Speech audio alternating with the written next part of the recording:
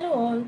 We are starting training session on a new topic, brainstorming. Through this channel, learn to excel. In today's world, how many of us struggle to get teams together to fix any problem? All of us, right? Almost all of us. Neither we can think through all solutions for problems at our workplace all by ourselves, nor we can get ideas from others without being asked for.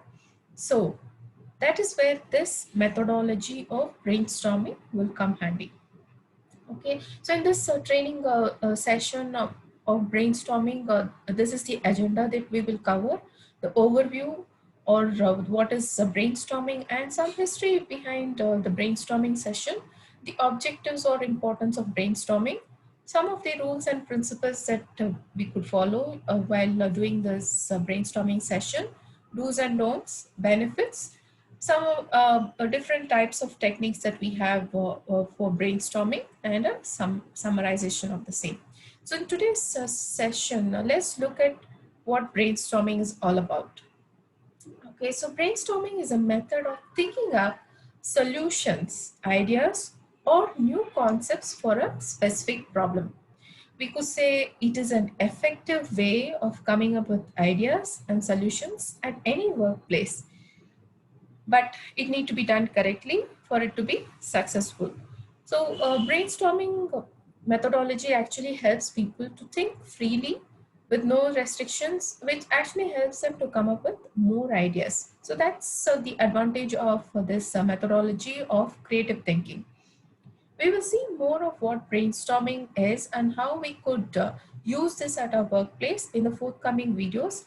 But in today's session, we will look at some history behind this. So this methodology was invented by Alex Osborne, and he is the father of brainstorming methodology. So Alex Osborne was an advertising executive who began developing methods for creative problem solving in 1930s. Around 1939, when he was advertising executive, he was so frustrated by employees' inability to develop creative ideas individually or in a group for ad campaigns. So, in response to that, he began organizing group thinking sessions, and he found that there was significant improvement in the quality and quantity of ideas that the employees came up with. So, he termed this process initially as organized ideation, but this was later dubbed by the participants as brainstorming sessions, taking the concept after the use of brain to storm a problem, right? So this quote that we see over here, right? It is easier to tone down a wild idea than to think up a new one. This quote pretty much sums up Osborne's idea on brainstorming and creative thinking.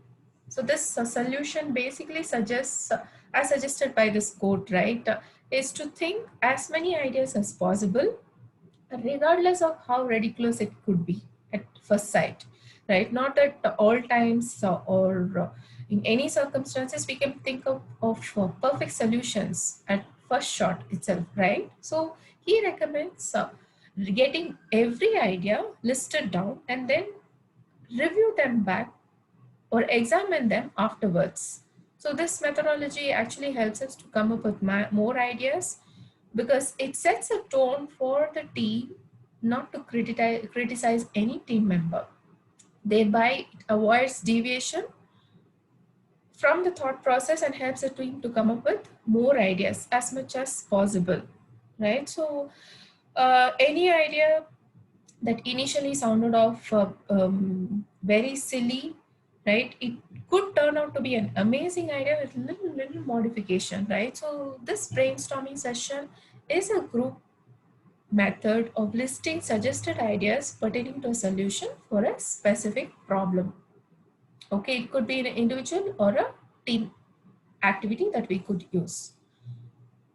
Okay, so that is about the brainstorming session, about some of the history of brainstorming. We will look into more of details in the forthcoming videos. Thanks for watching. If you have any feedback, please leave your feedback in the comments section. Thanks so much.